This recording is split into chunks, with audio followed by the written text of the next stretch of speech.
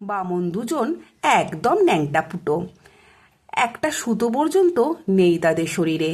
তারা তাদের ছোট্ট ছোট্ট হাতের আঙুল ঘুরিয়ে ঘুরিয়ে জুতো সেলাই, হাতুড়ি দিয়ে পেরেক ঠোকা ইত্যাদি এত দ্রুত করছিল, যা দেখে মুচির চোখ ছানা বাড়া হওয়া দশা।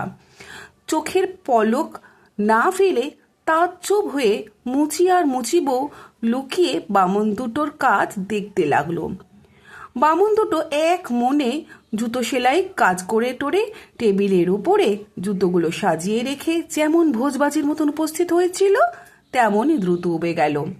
পরদিন সকালে মুচি বউ তার স্বামীকে বলল, খুদে বামন দুটোর জন্য আমাদের অবস্থা ফিরেছে। আমাদের অবশ্যই এদের জন্য কৃতজ্ঞতা জানানো উচিত। হুটোপুটি করে তারা চলে গেল। খেয়াল করেছো তাদের পরনে কোনো কাপড় নেই? ঠান্ডায় বেচারারা না জানি কত কষ্ট পায়। ওদের জন্য কি করব সেটা বলছি শোনো।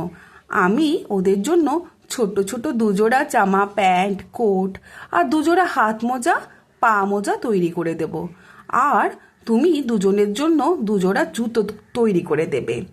মুচি খুশি হয়ে বলল, ওদের জন্য কিছু করতে পারলে আমারও খুব আনন্দ হবে।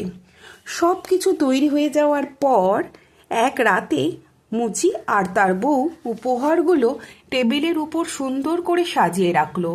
সেদিন মুচি আর জুতো তৈরির জন্য চামড়া কেটে রাখলো না।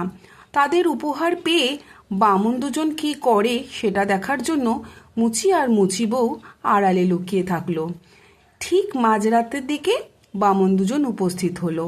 এসেই তারা জুতো তৈরির জন্য কেটে রাখা চামড়ার খোঁজ করতে লাগলো। তার বদলে